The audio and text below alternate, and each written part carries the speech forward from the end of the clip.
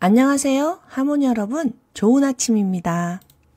상담을 하다 보면 책으로 쓰면 10권도 넘을 이야기를 가지고 사시는 분들이 많습니다. 그만큼 구구절절 힘든 인생을 살아왔다는 이야기인데요. 그런데 삶은 멀리서 보면 희극, 가까이서 보면 비극이라는 말도 있듯이 어떻게 바라보느냐에 따라 전혀 다른 이야기가 되기도 합니다. 얼마 전에 동창회를 갔는데 같은 일을 가지고 전혀 다르게 기억하는 친구가 서로 맞다고 우기는 것을 보았습니다. 고3 때 우리 부산 갔었잖아. 우리가 언제 부산을 가? 우리는 부산 간 적이 없어. 이렇게 옥신각신 서로의 기억이 맞다고 우기는 것을 보고 친구들이 다 같이 웃었는데요.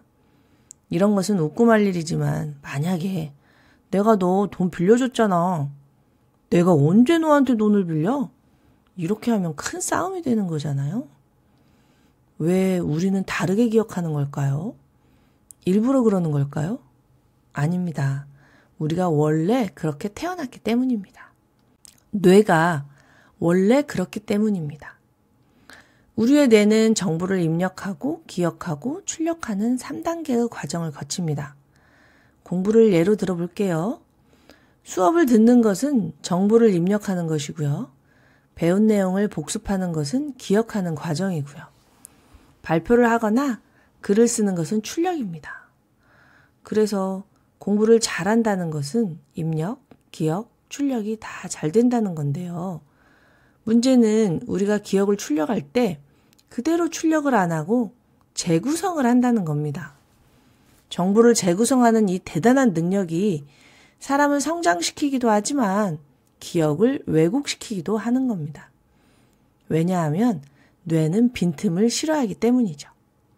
우리의 뇌는 카메라처럼 정확하지 않기 때문에 부분 기억을 할 수밖에 없는데요. 기억의 퍼즐들이 머릿속에 조각조각 돌아다니는 것을 좋아하지 않습니다.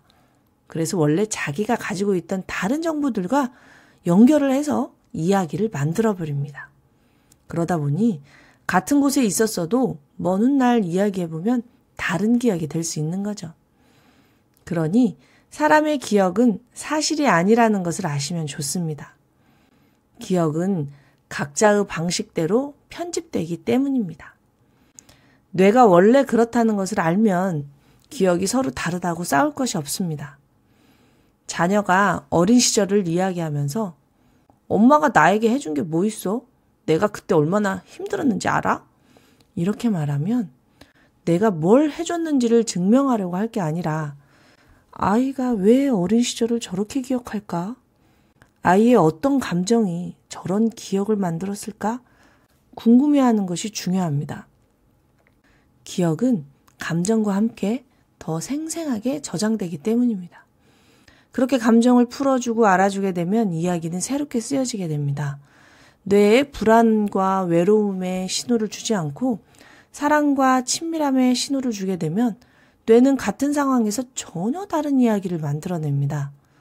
엄마가 나에게 해준 게 뭐 있어? 가 아니라 엄마가 바빠서 제가 독립적으로 컸어요. 내가 그때 얼마나 힘들었는지 알아? 가 아니라 그때 힘들어 봤더니 공감 능력이 커졌어요.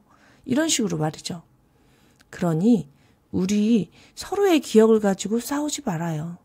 서로의 기억을 존중해줘요.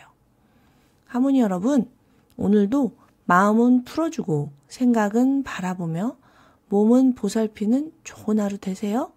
마생몸 정진!